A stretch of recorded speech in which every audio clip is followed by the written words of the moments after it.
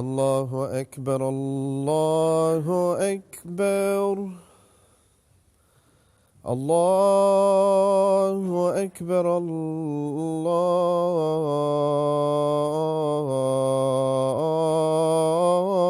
الله أكبر أشهد أن لا إله إلا الله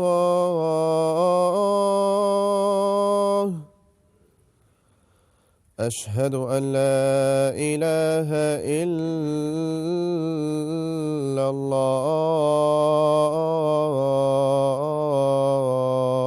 الله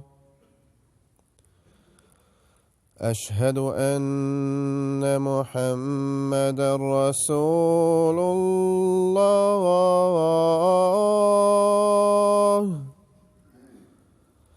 أشهد أن محمدًا رسول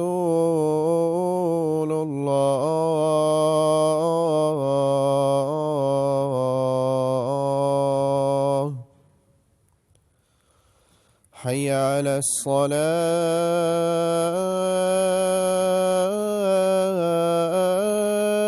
الصلاة حي على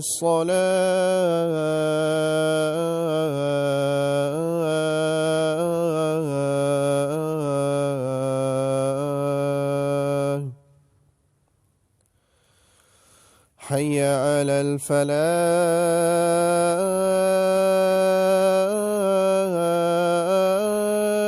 الفلاح حي على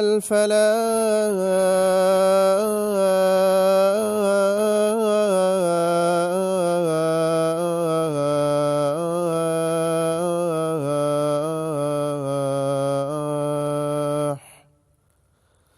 الله أكبر الله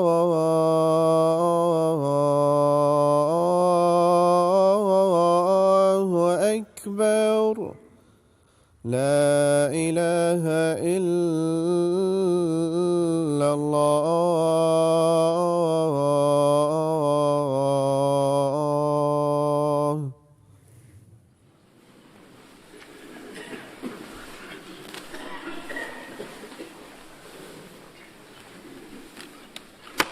السلام علیکم ورحمۃ اللہ.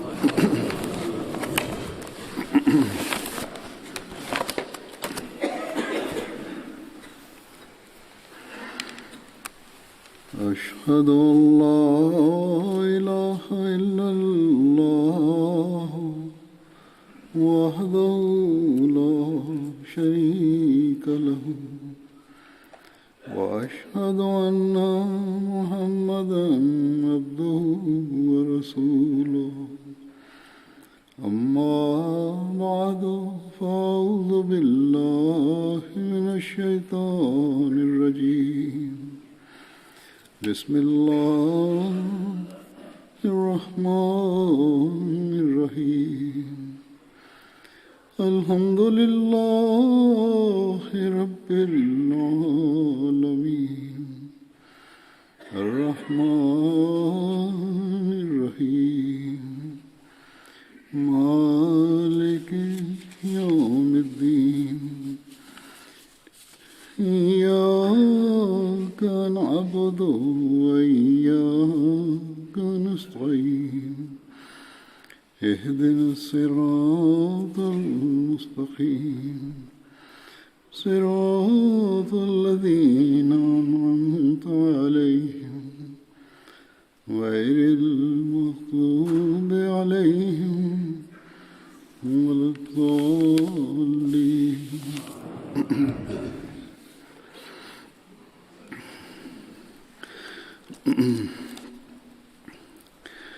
حضرت قیس بن محصن انصاری صحابی تھے. بعض روایات میں ان کا نام قیس بن حسن بھی بیان ہوا ہے۔ ان کا تعلق انصار کے قبیلے بنو زریق سے تھا۔ ان کی والدہ کا نام انیسہ بنت قیس تھا اور والد میسن بن خالد تھے۔ اب غزوہ بدر اور احد میں شریک ہوئے۔ آپ کی ایک بیٹی ام سعد بنت قیس تھیں۔ جب آپ فوت ہوئے تو آپ کی اولاد مدینہ میں تھی۔ دوسرے صحابی ہیں حضرت جبیر بن ایاس بن خالد ان کے والد کا نام تھا۔ یہ غزوہ بدر میں شامل ہوئے۔ ان کا تعلق قبیلہ خزرج کی شاخ بنو زریق سے تھا۔ حضرت عبداللہ بن محمد نے کہا کہ آپ کا نام جبیر بن الیاس تھا، اور ایک دوسری روایت میں آپ کا نام جبیر بن ایاس بھی بیان ہوا ہے۔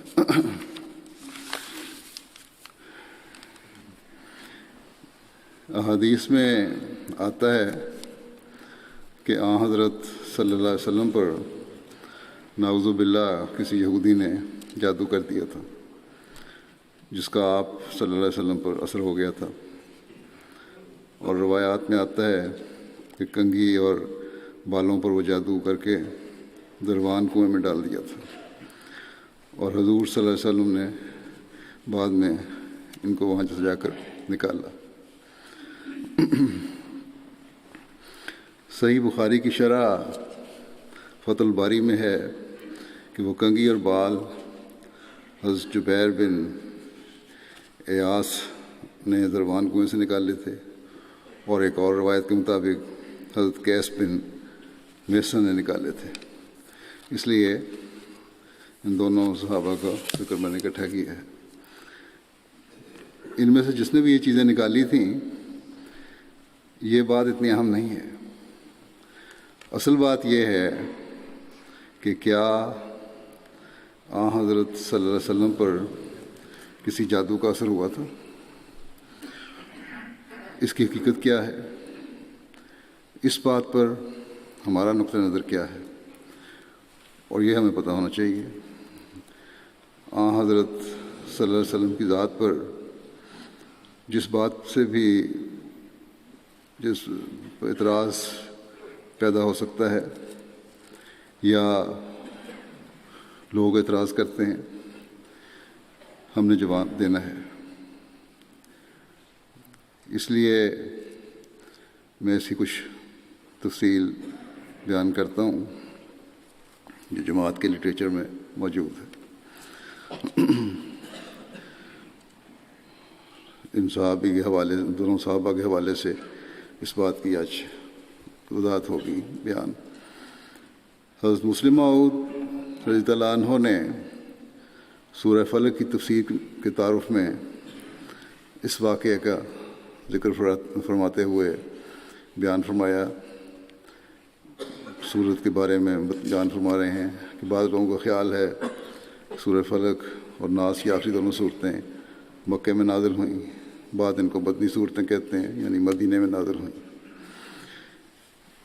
آپ لکھتے ہیں کہ جو لوگ اس بات کے حق میں ہیں کہ یہ صورت مدنی ہے، ان کی دلیل یہ ہے کہ صورت اور اس کے بعد کی صورت کا تعلق نبی کریم صلی اللہ علیہ وسلم کی اس بیماری کے ساتھ ہے جس میں یہ سمجھا گیا تھا کہ یہود کی طرف سے آپ پر جادو کیا گیا ہے۔ اس وقت یہ دو صورتیں نازل ہوئیں اور آپ نے ان کو پڑھ کر پھونکا۔ یہ آپ بیان فرما رہے ہیں کہ کہا جاتا ہے، اور مفسرین کہتے ہیں کہ چونکہ یہ واقعہ مدینے میں ہوا تھا اس لیے سورۃ الفلق اور سورۃ الناس مدنی ہیں۔ بہرحال ترجیح اس بات کو دی گئی ہے کہ دونوں صورتیں مدنی ہیں، یعنی مدینے میں نازل ہوئیں۔ یہ مسلمات لکھتے ہیں کہ مفسرین کا ایک استدلال ہے، تاریخی شہادت نہیں ہے۔ گو ہمارے پاس بھی ایسی کوئی یقینی شہادت نہیں کہ جس کی بنا پر ہم یہ کہہ سکیں کہ یہ مکی صورت ہے، مگر جو استدلال کیا گیا ہے وہ بھی بودھا ہے۔ فضول قسم کا یہ استدلال ہے، کیونکہ خواہ یہ صورت مکے میں نازل ہوتی تب بھی تو رسول کریم صلی اللہ علیہ وسلم بیماری کے موقع پر اس کو پڑھ کر اپنے اوپر پھونک سکتے تھے۔ بس محض پھونکنے سے یہ سمجھنا کہ مدینے میں نازل ہوئی، یہ استدلال درست نہیں ہے۔ رسول کریم صلی اللہ علیہ وسلم کا بیمار ہونا اور لوگوں کا یہ سمجھنا کہ آپ پر یہودیوں کی طرف سے جادو کیا گیا، یہ واقعہ جن الفاظ میں روایت کیا گیا ہے وہ الفاظ یہ ہیں، حضرت مسلم موعود نے یہ الفاظ لکھے اسی تفسیر کے تعارف کے صورت کے تعارف میں بیان کرتے ہوئے۔ تو آپ لکھتے ہیں کہ چونکہ مفسرین نے حضرت عائشہ رضی اللہ تعالیٰ عنہ کی روایت کو ترجیح دی ہے، اس لیے ہم صرف اسی روایت کا ترجمہ کرتے ہیں۔ حضرت عائشہ رضی اللہ عنہ سے روایت ہے کہ نبی کریم صلی اللہ علیہ وسلم پر یہودیوں کی طرف سے جادو کیا گیا، اور اس کا اثر یہاں تک ہوا کہ آپ بعض اوقات یہ سمجھتے تھے کہ آپ نے فلاں کام کیا ہے، حالانکہ وہ کام نہیں کیا ہوتا تھا۔ ایک دن یا ایک رات رسول کریم صلی اللہ علیہ وسلم نے اللہ تعالیٰ سے دعا کی، پھر فرمایا، اے عائشہ، اللہ تعالیٰ سے جو کچھ میں نے مانگا تھا وہ اس نے مجھے دے دیا۔ حضرت عائشہ رضی اللہ عنہا کہتی ہیں کہ میں نے عرض کیا کہ یا رسول اللہ وہ کیا ہے جو آپ نے مانگا تھا؟ تو آپ نے فرمایا کہ کیا دیا ہے جو اللہ تعالیٰ نے آپ کو؟ تو آپ نے فرمایا کہ میرے پاس 2 آدمی آئے، ایک میرے سر کے پاس بیٹھ گیا، دوسرا میرے پاؤں کے پاس۔ پھر وہ شخص جو میرے سر کے پاس بیٹھا ہوا تھا اس نے پاؤں کے پاس بیٹھنے والے کو مخاطب کر کے کہا، یا غالباً یہ فرمایا، حضرت عائشہ فرماتی ہیں کہ یہ کہا کہ پاؤں کے پاس بیٹھنے والے نے سر کے پاس بیٹھنے والے کو مخاطب کر کے کہا کہ اس شخص یعنی محمد رسول اللہ صلی اللہ علیہ وسلم کو کیا تکلیف ہے؟ تو دوسرے نے جواب دیا کہ جادو کیا گیا ہے۔ اس نے کہا کہ کس نے جادو کیا ہے؟ تو اس نے جواب دیا کہ لبید بن عاصم یہودی نے۔ تب پہلے نے کہا کہ کس چیز پہ جادو کیا گیا ہے؟ تو دوسرے نے جواب دیا کہ کنگھی اور سر کے بالوں پر جو کھجور کے خوشے کے اندر ہیں۔ پہلے نے پوچھا یہ چیزیں کہاں ہیں؟ تو دوسرے نے کہا یزی اروان کے کنویں میں ہیں۔ حضرت عائشہ رضی اللہ عنہا کہتی ہیں کہ نبی کریم صلی اللہ علیہ وسلم اس کے بعد اپنے صحابہ سمیت اس کنویں کے پاس تشریف لے گئے، پھر واپس آئے تو پھر فرمایا کہ اے عائشہ کہ اللہ کی قسم کنویں کا پانی یوں معلوم ہوتا تھا جیسے مہندی کے نچوڑ کی طرح سرخ ہوتا ہے۔ مسلم موعود نے آگے اس کی وضاحت لکھی ہے کہ معلوم ہوتا ہے کہ یہودیوں میں یہ رواج تھا کہ جب وہ کسی پر جادو ٹونا کرتے تھے تو مہندی یا اس قسم کی کوئی اور چیز پانی میں ڈال دیتے تھے، یہ ظاہر کرنے کے لیے کہ یہ جادو کے زور سے پانی کو سرخ کیا گیا ہے، ایک ظاہری تدبیر وہ کیا کرتے تھے سادہ لوگوں کو بہکانے کے لیے۔ اور وہاں پھر آپ نے فرمایا اور وہاں کی کھجوریں ایسی تھیں، آن صلی اللہ فرماتے ہیں، جیسے شیاطین یعنی سانپوں کے سر، ان میں کھجوروں کے گابوں کو سانپوں کے سر کے ساتھ تشبیہ دی گئی ہے، یعنی کھجوریں گابوں والی تھیں۔ حضرت عائشہ رضی اللہ عنہا کہتی ہیں میں نے کہا کہ یا رسول اللہ آپ نے اس چیز کو جس پر جادو کیا گیا تھا جلا کیوں نہیں دیا؟ رسول کریم صلی اللہ علیہ وسلم نے فرمایا مجھے جب اللہ تعالیٰ نے شفا دے دی تو میں نے ناپسند کیا کہ کوئی ایسی بات کروں جس سے شر کھڑا ہو، اس لیے میں نے حکم دیا کہ ان اشیاء کو دفن کر دیا جائے، چنانچہ ان کو دبا دیا گیا۔ حضرت عائشہ رضی اللہ عنہا کی روایت میں مسلم موعود لکھتے ہیں کہ اس روایت میں جن 2 مردوں کا ذکر آتا ہے وہ نبی کریم صلی اللہ علیہ وسلم کے پاس آئے، معلوم ہوتا ہے کہ وہ فرشتے تھے جو رسول کریم صلی اللہ علیہ وسلم کو دکھائے گئے۔ اگر وہ انسان ہوتے تو حضرت عائشہ رضی اللہ عنہ کو بھی نظر آ جاتے۔ آپ فرماتے ہیں کہ یہ روایت جو حضرت عائشہ رضی اللہ عنہ سے بیان کی گئی ہے، اس کا صرف اتنا مطلب ہے کہ اللہ تعالیٰ نے نبی کریم صلی اللہ علیہ وسلم کو فرشتوں کے ذریعے سے خبر دی کہ یہودیوں نے آپ پر جادو کیا ہوا ہے۔ اس کا یہ مطلب نہیں کہ جس طرح جادو کا اثر تسلیم کیا جاتا ہے اسی طرح نبی کریم صلی اللہ علیہ وسلم پر جادو کا اثر بھی ہو گیا تھا۔ پھر آپ کہتے ہیں کہ بہرحال جب نبی کریم صلی اللہ علیہ وسلم نے ان کے جادو ٹونے کی چیزیں نکال کر زمین میں دفن کر دیں تو یہودیوں کو خیال ہو گیا کہ انہوں نے جو جادو کیا تھا وہ باطل ہو گیا، ختم ہو گیا۔ ادھر اللہ تعالیٰ نے آپ کو صحت بھی عطا فرما دی۔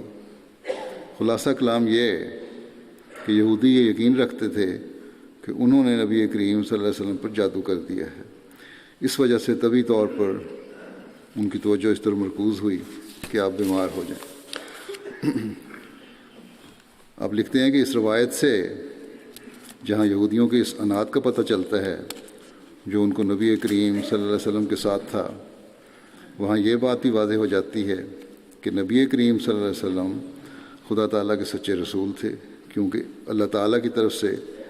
آپ کو ان تمام باتوں کا علم دے دیا گیا جو یہودی آپ کے خلاف کر رہے تھے۔ بس آپ کو غیب کی باتوں کا معلوم ہو جانا اور یہودیوں کا آپ اپنے مقصد میں ناکام رہنا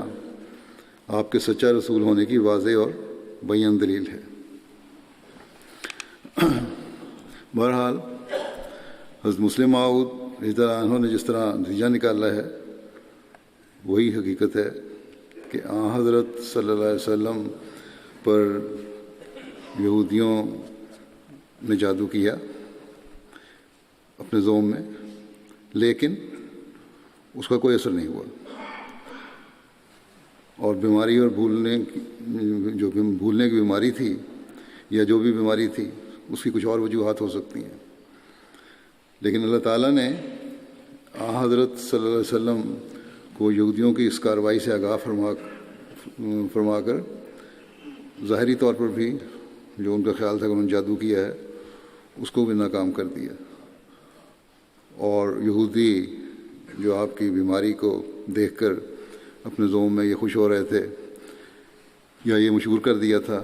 یہ باتیں کرتے تھے کہ ہمارے جادو کا اثر ہے جو یہ بیماری چل رہی ہے، اس کی حقیقت ظاہر ہو گئی۔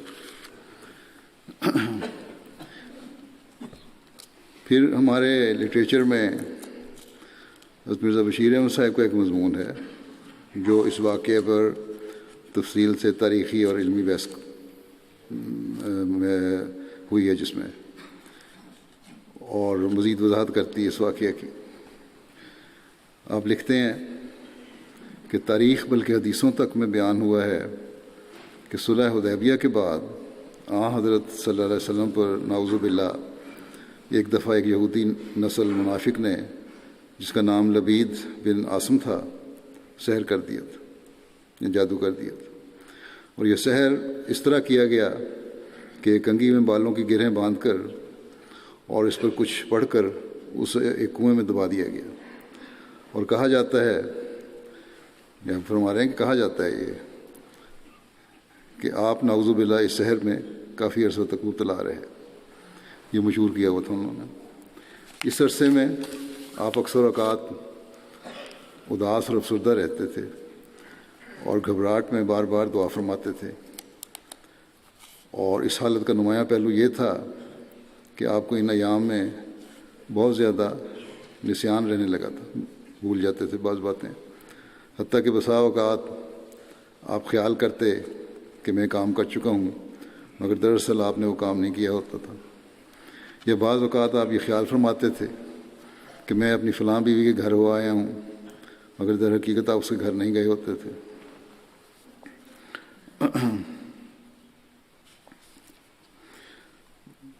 اور اس کی تشریح فرماتے ہیں کہ اس تعلق میں یاد رکھنا چاہیے کہ آپ صلی اللہ علیہ وسلم کا یہ طریق تھا کہ اسلامی احکام کے مطابق آپ نے اپنی بیویوں کی باری مقرر کر رکھی تھی اور ہر روز شام کو ہر بیوی کے گھر جا کر خیریت دریافت فرماتے تھے اور بالآخر اس بیوی کے گھر پہنچ جاتے تھے جس کی اس دن باری ہوتی تھی۔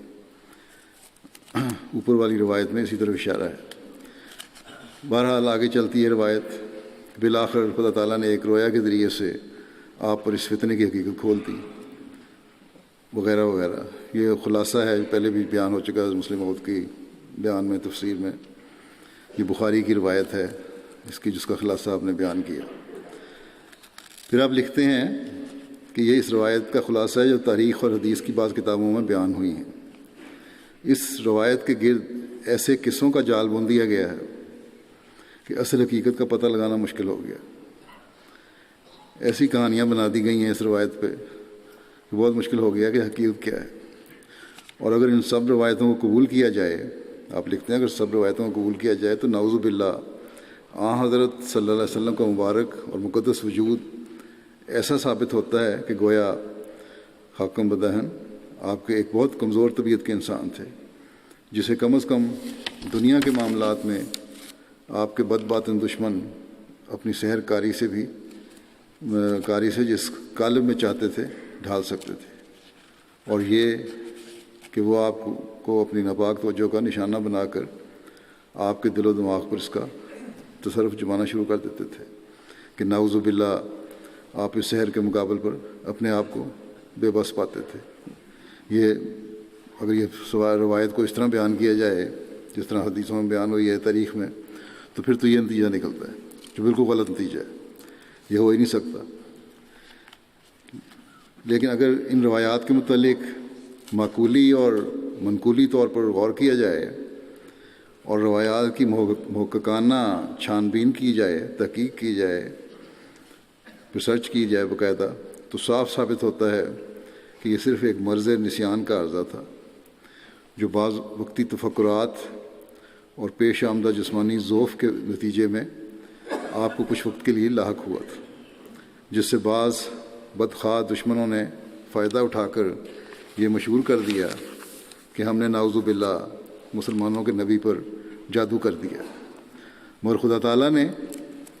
آپ صلی اللہ علیہ وسلم کو بہت جلد صحت دے کر دشمنوں کے منہ کالے کر دیے اور منافقوں کا جھوٹا پروپیگنڈا خاک میں مل گیا۔ دنیا بھر میں شیطانی طاقتوں کا فاتح اعظم اور افضل الرسل، جس سے بڑھ کر طاغوتی قوتوں کا سر کچلنے والا نہ آج تک پیدا ہوا اور نہ آئندہ ہوگا، اس کے متعلق یہ سمجھنا کہ وہ ایک یہودی زادے کے شیطانی سحر کا نشانہ بن گیا تھا، عقل انسانی کا بدترین استعمال ہے، یہ سوچا بھی نہیں جا سکتا۔ اور یہ صرف ہمارا دعویٰ ہی نہیں بلکہ خود سرور کائنات فداء نفسی نے اس کی تردید فرمائی ہے۔ اس کی وضاحت ایک حدیث سے ہوتی ہے۔ حضرت عائشہ رضی اللہ عنہا نے عرض کیا کہ یا رسول اللہ، کیا میرے ساتھ شیطان ہے؟ آپ نے فرمایا ہاں۔ حضرت عائشہ نے اپنے متعلق پوچھا، میرے ساتھ شیطان ہے؟ آپ نے فرمایا ہاں۔ میں نے پوچھا کیا ہر انسان کے ساتھ شیطان لگا ہوا ہے؟ تو آپ نے فرمایا ہاں۔ حضرت عائشہ نے حیران ہو کر عرض کیا کہ یا رسول اللہ، کیا آپ کے ساتھ بھی کوئی شیطان لگا ہوا ہے؟ آپ نے فرمایا ہاں، مگر خدا نے مجھے شیطان پر غلبہ عطا فرمایا ہے، حتیٰ کہ میرا شیطان بھی مسلمان ہو چکا ہے۔ کیا اس واضح اور صریح ارشاد کے ہوتے ہوئے یہ خیال کیا جا سکتا ہے کہ کسی یہودی نے اپنے شیطان کی مدد سے حضرت صلی اللہ علیہ وسلم جیسے بلند مرتبہ پر جادو کر دیا ہوگا اور آپ اس شیطانی جادو سے متاثر ہو کر مدتوں پریشان اور مغموم اور بیمار رہے؟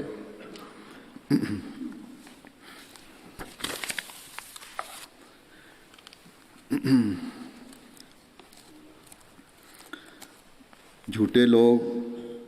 حق کے مقابل پر ہر زمانے میں ایسے باطل اور جھوٹے حربے استعمال کرتے رہے ہیں، مگر خدائے قدیر اور عزیز اپنے ایسے تمام جھوٹوں کے پول کھولتا رہا ہے، جیسا کہ فرماتا ہے کتب اللہ لاغلبن انا و رسولی، یعنی خدا نے یہ بات لکھ رکھی ہے اور مقدر کر رکھی ہے کہ ہر رسول کے زمانے میں اور میرا رسول غالب رہیں گے، اور کوئی شیطانی حربہ ہمارے مقابلے پر کامیاب نہیں ہو سکتا۔ آپ لکھتے ہیں کہ پھر سوال یہ پیدا ہوتا ہے کہ اس واقعے کی حقیقت کیا ہے جو صحیح بخاری تک میں حضرت عائشہ رضی اللہ عنہا کی زبانی بیان ہوا ہے۔ سو اگر واقعہ کے سیاق و سباق اور یہودیوں اور منافقوں کے طور طریقوں کو مد نظر رکھ کر غور کیا جائے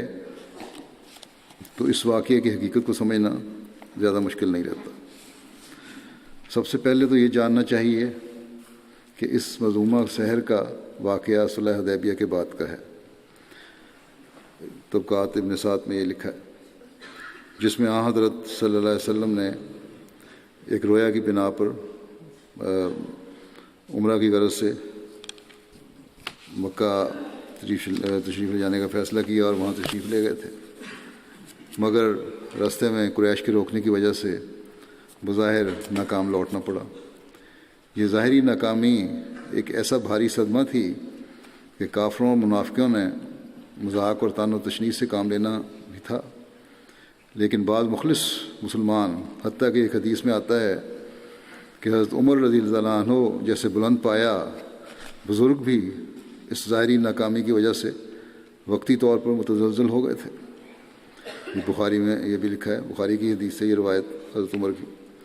ان حالات کا کمزور طبیعت کے لوگوں کے ابتلاء کے خوف کی وجہ سے آن حضرت صلی اللہ علیہ وسلم کی طبیعت پر طبعاً کافی اثر تھا، اور آپ کچھ عرصے تک بہت فکر مند رہے،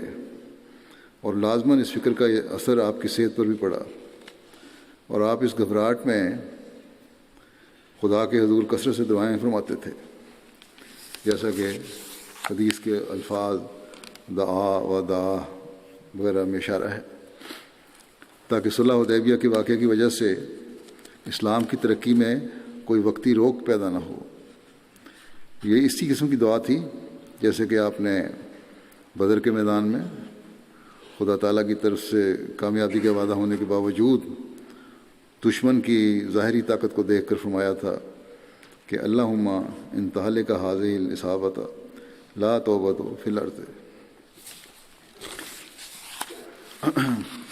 ان وجوہات سے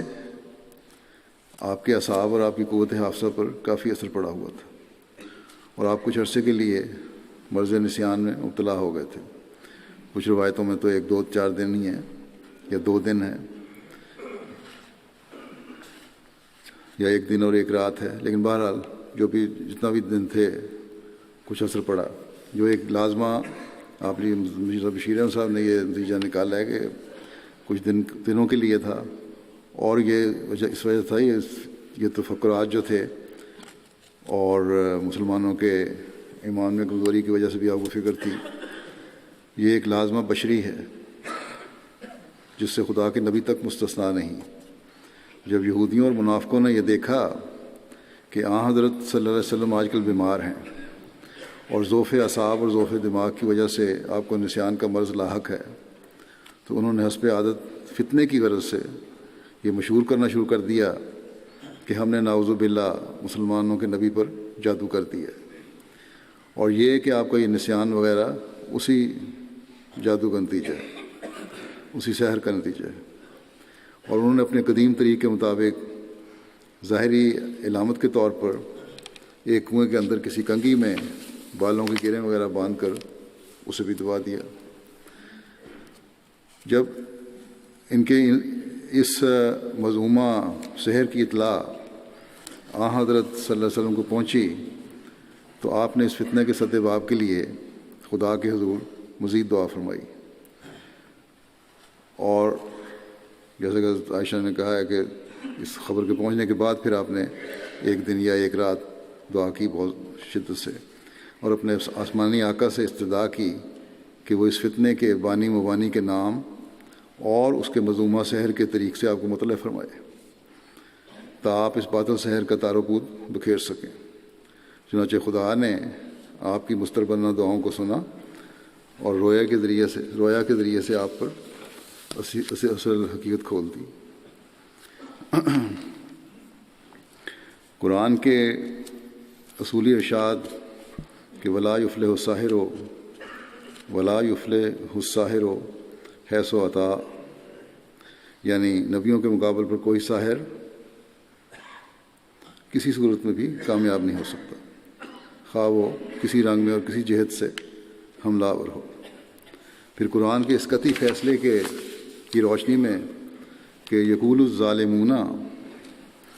ان تتبعون الا رجلا مسحورا، یقول الظالمون ان تتبعون الا رجلا مسحورا، کہ ظالم لوگ کہتے ہیں کہ تم محض ایک ایسے شخص کی پیروی کر رہے ہو جو سحر زدہ ہے۔ قرآن کریم میں لکھا ہے، کافروں نے یہی کہا تھا۔ پھر خود اس حدیث کے الفاظ اور انداز بیان اور محاورہ عرب پر غور کرنے کے نتیجے میں بخاری کی یہ روایت یقیناً حقائق عن الغیر کے رنگ میں سمجھی جائے گی، جس میں بظاہر اس کا مطلب یہ ہے، حقائق عن الغیر کا مطلب یہ ہے کہ بظاہر کلام کرنے والا اپنی طرف سے کلام کرتا ہے، مگر حقیقتاً مراد یہ ہوتی ہے کہ دوسرے لوگ یہ کہتے ہیں، دوسرے کی بات بیان کی جاتی ہے۔ اس طرح اس روایت کا ترجمہ یہ بنتا ہے کہ حضرت عائشہ رضی اللہ عنہا روایت کرتی ہیں کہ ایک دفعہ حضرت صلی اللہ علیہ وسلم پر سحر کیا گیا، یعنی دشمنوں نے مشہور کر دیا کہ آپ کو سحر کر دیا گیا ہے۔ حضرت عائشہ نے خود نہیں کہا، اس کا ترجمہ اس طرح بنے گا کہ دشمنوں نے مشہور کر دیا کہ آپ کو سحر کر دیا گیا ہے۔ حتیٰ کہ ان ایام میں آپ بعض اوقات خیال فرماتے تھے کہ آپ نے فلاں کام کیا ہے، حالانکہ در حقیقت نہیں کیا ہوتا تھا۔ اور ایک روایت میں یہ ہے کہ آپ بعض اوقات خیال کرتے تھے کہ اپنی فلاں بیوی کے گھر ہو آیا ہوں، حالانکہ آپ اس گھر کے گھر میں نہیں گئے ہوتے تھے۔ انہی ایام میں حضرت عائشہ کی وضاحت کے مطابق آپ ایک دن میرے مکان میں تھے اور آپ گھبراہٹ میں بار بار خدا کے حضور دعا فرماتے تھے۔ اس دعا کے بعد آپ نے مجھ سے فرمایا کہ اے عائشہ، کیا تمہیں معلوم ہے کہ اللہ تعالیٰ نے مجھے وہ بات بتا دی ہے جو میں نے اس سے پوچھی تھی؟ میں نے عرض کیا یا رسول اللہ وہ کیا بات ہے؟ آپ نے فرمایا خواب میں میرے پاس دو آدمی آئے یا کشفی رنگ میں، ان میں سے ایک میرے سر کی طرف بیٹھ گیا، دوسرا پاؤں کی طرف بیٹھ گیا۔ پھر ان میں سے ایک نے دوسرے کو پوچھا کہ اس شخص کو کیا تکلیف ہے۔ حضرت مرزا بشیر احمد صاحب لکھتے ہیں کہ انداز گفتگو بھی حقائق غیر کی دوسرے کے حوالے سے بات کرنے کی طرف اشارہ کر رہا ہے، اور پھر وہی لمبی بات جو پہلے بیان ہو چکی ہے کہ اس کو تکلیف یہ ہے کہ فلاں یہودی نے جادو کیا ہے اور اس کا اثر ہے، یہ لوگ کہتے ہیں۔ پھر حضرت عائشہ کہتی ہیں کہ اس خواب کے بعد یا اس کشف کے بعد آپ اپنے بعض صحابہ کے ساتھ اس کنویں پر تشریف لے گئے اور اس کا معائنہ فرمایا۔ اس پر کھجوروں کے کچھ درخت اگے ہوئے تھے، یعنی اندھا سا کنواں تھا۔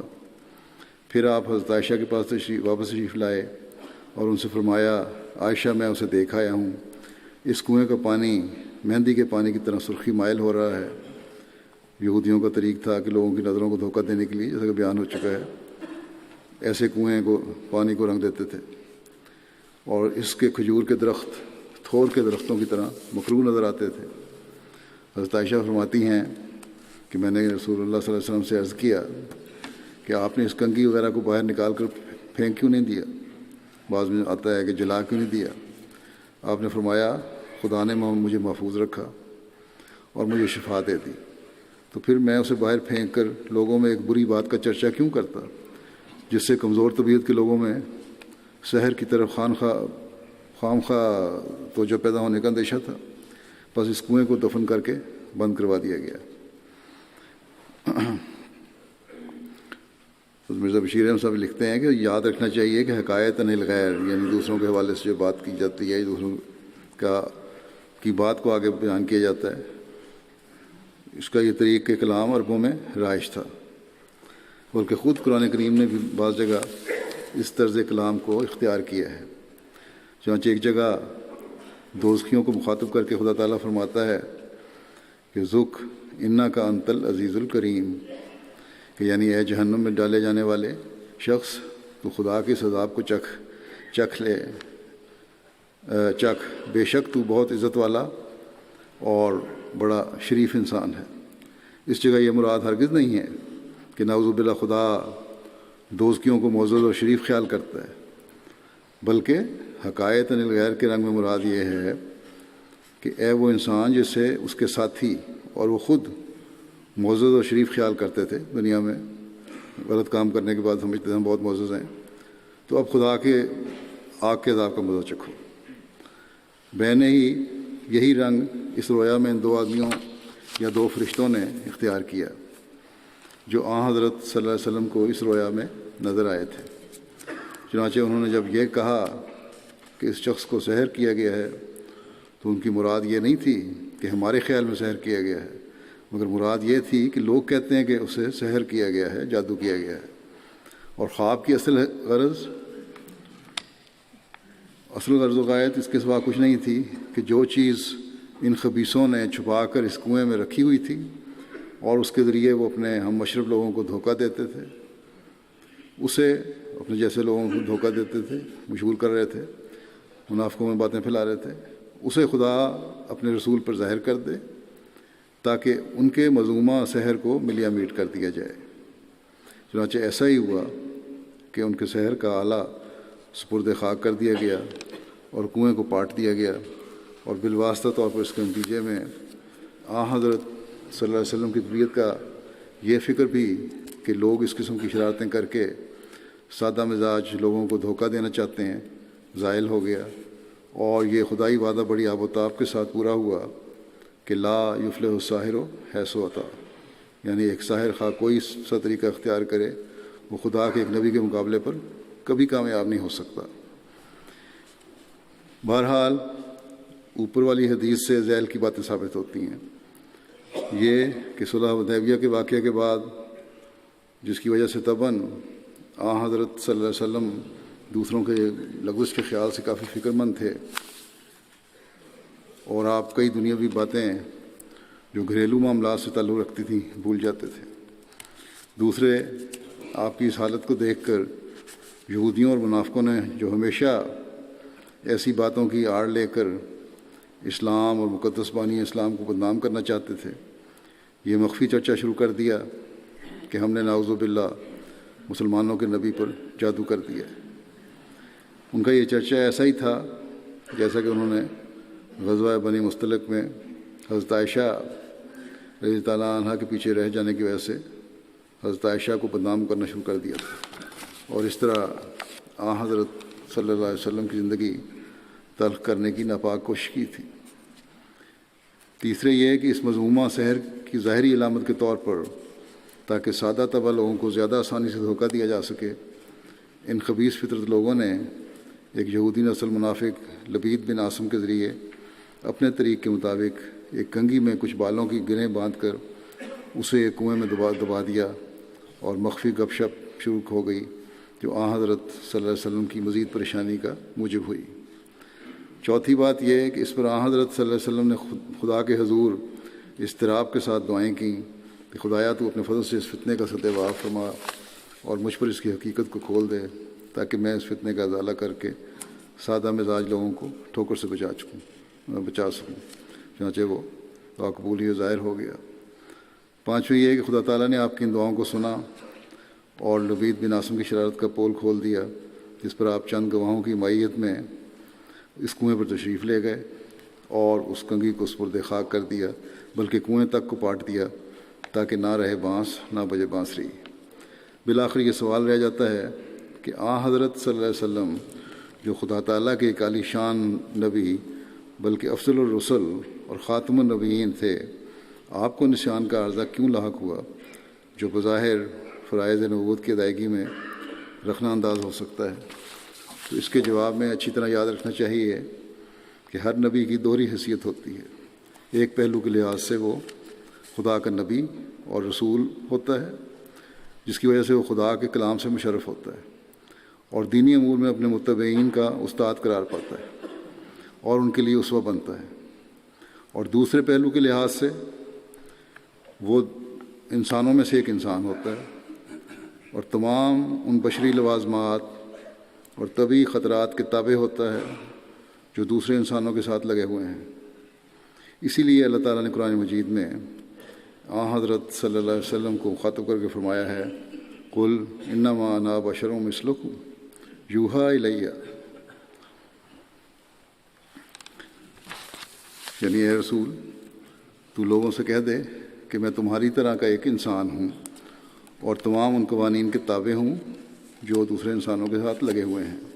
ہاں میں یقیناً خدا کا ایک رسول بھی ہوں اور خدا کی طرف سے مخلوق خدا کی ہدایت کے لیے وحی و الہام سے نوازا گیا ہوں۔ یہ اس کی تفسیری ترجمہ ہے۔ اس لطیف آیت میں انبیاء کی دوہری حیثیت کو نہایت عمدہ طریق پر بیان کیا گیا ہے، یعنی انہیں ایک جہت سے دوسرے انسانوں سے ممتاز کیا گیا ہے اور دوسری جہت سے ان کو دوسرے انسانوں کی صف سے باہر نہیں نکلنے دیا گیا۔ بس جو شخص یہ خیال کرتا ہے کہ انبیاء بشری لوازمات اور انسان کے طبعی خطرات سے بالا ہوتے ہیں وہ جھوٹا ہے۔ یقیناً انبیاء بھی اسی طرح بیمار ہوتے ہیں جس طرح کے دوسرے انسان بیمار ہوتے ہیں۔ وہ ملیریا، بخار، ٹائیفائڈ۔ میاں بشیر صاحب نے لکھا ہے کہ ضمناً یہاں یہ بھی یاد رکھنا چاہیے کہ ظاہری علامات جو درج ہیں حدیث اور تاریخ سے پتہ چلتا ہے کہ حضرت صلی اللہ علیہ وسلم مرض ٹائیفائڈ سے فوت ہوئے تھے۔ سل، دق، دمہ، نزلہ، کھانسی، نقرس دوران سر، اعصابی تکلیف، ذکاوت حس، گھبراہٹ، بے چینی، دماغی کوفت، نسیان، حوادث کے نتیجے میں چوٹیں، زخم، لڑائی کی ضربات وغیرہ وغیرہ سب کی زد میں نبی آ سکتے ہیں اور آتے رہے ہیں، سوائے اس کے کہ کسی خاص نبی کو خدا کی طرف سے استثنائی طور پر کسی خاص بیماری سے حفاظت کا وعدہ کیا گیا ہو۔ اگر اس جگہ کسی کو یہ خیال گزرے کہ قرآن تو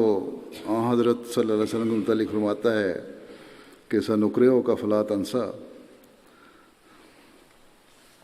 یعنی ہم تجھے ایک ایسی تعلیم دیں گے جسے تو نہیں بھولے گا، تو پھر آپ کو نسیان کی بیماری کس طرح ہو گئی؟ تو اس کے جواب میں اچھی طرح یاد رکھنا چاہیے کہ یہ وعدہ صرف قرآنی وحی کے متعلق ہے، نہ کہ عام، اور مراد یہ ہے کہ اے رسول ہم اپنی جو وحی تجھ پر امت کی ہدایت کے لیے نازل کریں گے اسے تو نہیں بھولے گا اور ہم قیامت تک اس کی حفاظت کریں گے۔ عام روزمرہ کی باتوں اور دنیاوی امور یا دینی اعمال کے ظاہری مراسم کے متعلق یہ وعدہ ہرگز نہیں ہے۔ چنانچہ حدیث سے ثابت ہے کہ آپ کئی موقعوں پر بشری لازمہ کے متحد بھول جاتے تھے، بلکہ حدیث میں یہاں تک آتا ہے کہ آپ بعض اوقات نماز پڑھاتے ہوئے رکعتوں کی تعداد کے متعلق بھی بھول گئے اور لوگوں ان کے یاد کرانے پر یاد آیا۔ بخاری اور مسلم دونوں میں یہ حدیث موجود ہے۔ اسی طرح اور کئی موقعوں پر آپ بھول جاتے تھے، بلکہ حدیث میں حضرت صلی اللہ علیہ وسلم نے خود اپنے متعلق فرمایا ہے کہ انما انا بشر انسا کما ننسونا فاذا نسیت فذکرونی، یعنی میں بھی تمہاری طرح کا ایک انسان ہوں اور جس طرح تم کبھی بھول جاتے ہو میں بھی بھول سکتا ہوں، بس اگر میں کسی معاملے میں بھول جایا کروں تو تم مجھے یاد دلا دیا کرو۔ بس جس طرح حضرت صلی اللہ علیہ وسلم کو کبھی کبھی عام اور وقتی نشان ہو جاتا تھا، اسی طرح صلح حدیبیہ کے بعد کچھ عرصے کے لیے بیماری کے رنگ میں نشان ہو گیا تھا۔ چنانچہ یہی وہ تشریح ہے جو سحر والی روایت کے متعلق روایت کے تعلق میں بعض گزشتہ علماء نے کی ہے۔ مثلاً علامہ مازری فرماتے ہیں کہ حضرت صلی اللہ علیہ وسلم کی صداقت پر بے شمار پختہ دلائل موجود ہیں اور آپ کے معجزات بھی آپ کی سچائی پر گواہ ہیں۔ باقی عام دنیا کے امور جن کے لیے آپ مبعوث نہیں کیے گئے، سو اس تعلق میں یہ ایک بیماری کا عرضہ سمجھا جائے گا، جیسا کہ انسان کو دوسری بیماریاں لاحق ہو جاتی ہیں۔ اور علامہ ابن القصار کہتے ہیں کہ حضرت صلی اللہ علیہ وسلم کو جو یہ عارضہ نشان کا پیش آیا تو یہ بیماریوں میں سے ایک بیماری تھی، جیسا کہ حدیث کے ان آخری الفاظ سے ظاہر ہے کہ اللہ نے مجھے شفا دے دی ہے، اس میں واضح طور پہ لکھا ہوا ہے۔ خلاصہ کلام یہ ہے کہ صلح حدیبیہ کے بعد حضرت صلی اللہ علیہ وسلم کی مذکورہ حالت، جسے دشمنوں کے سحر کا نتیجہ قرار دیا گیا ہے، وہ ہرگز کسی سحر جادو وغیرہ کا نتیجہ نہیں تھی، بلکہ پیش آمدہ حالات کے ماتحت محض ایک بھولنے کی تکلیف تھی، بیماری تھی نسیان کی، جسے بعض فتنہ پرداز لوگوں نے رسول پاک صلی اللہ علیہ وسلم کی ذات والا صفات کے خلاف پروپیگنڈے کا ذریعہ بنا لیا۔ قرآن مجید نبیوں پر سحر کے قصے کو دور سے ہی دھکے دیتا ہے، رد کر دیتا ہے۔ عقل انسانی اسے قبول کرنے سے انکار کرتی ہے۔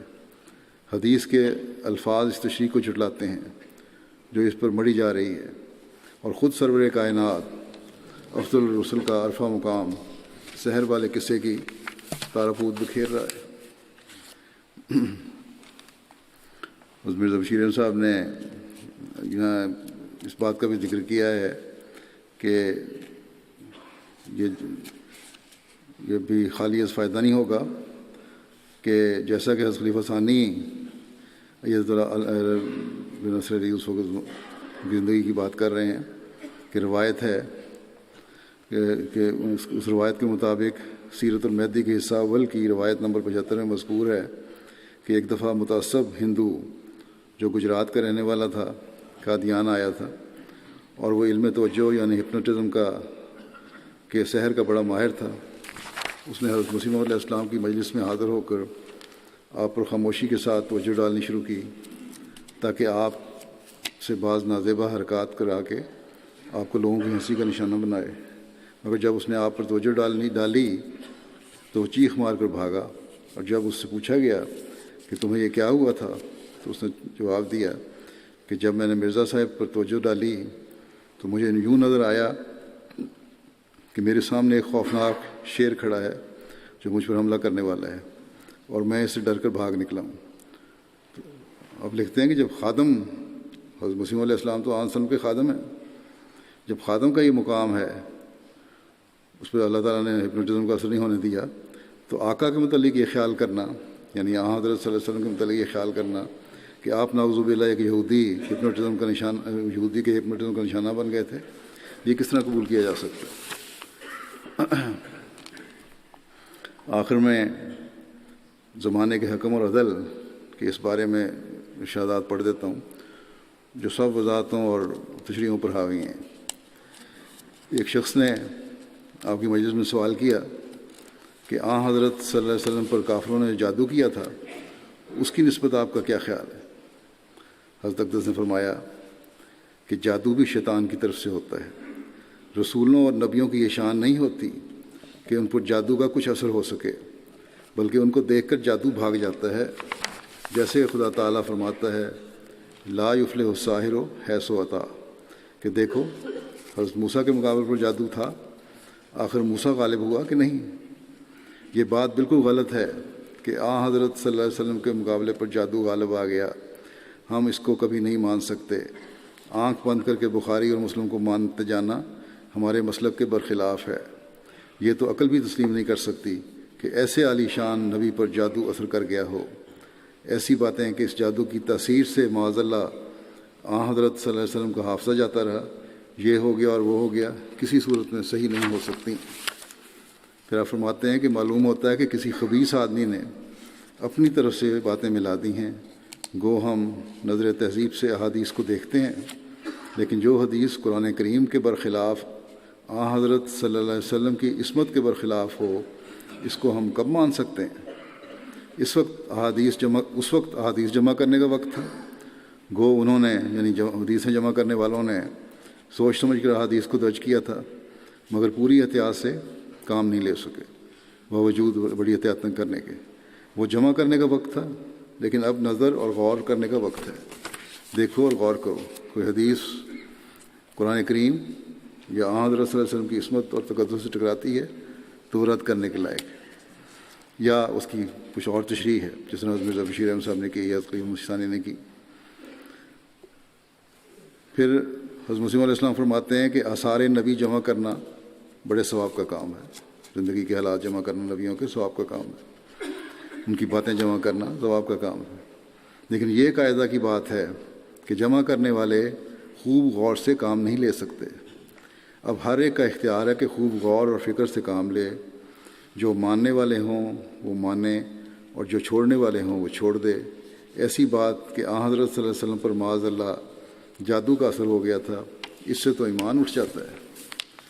آپ فرماتے ہیں کہ خدا تعالیٰ فرماتا ہے اذ یقول الظالمون ان تتبعون الا رجلا مسحورا، کہ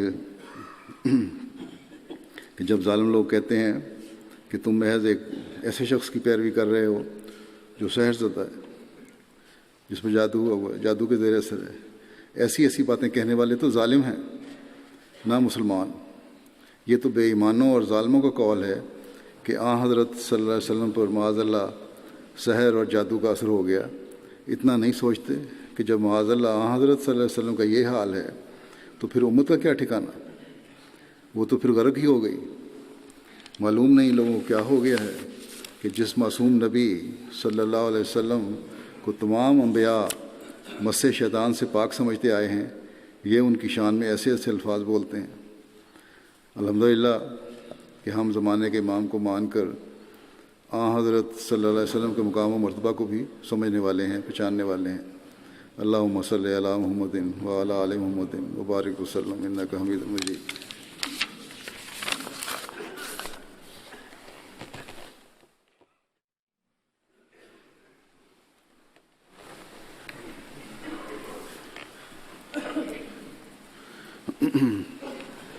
الحمد للہ نحمده ونستعینه ونستغفره ونؤمن به ونتوکل علیہ ونعوذ باللہ من شرور انفسنا ومن سیئات اعمالنا من يهده الله فلا مضل له ومن يضلل فلا هادي له ونشهد أن لا إله إلا الله ونشهد أن محمدا عبده ورسوله عباد الله رحمكم الله إن الله يأمر بالعدل والإحسان وإيتاء ذي القربى وينهى عن الفحشاء والمنكر والبغي يعظكم لعلكم تذكرون اذكروا الله يذكركم وادعوه يستجب لكم ولذكر الله أكبر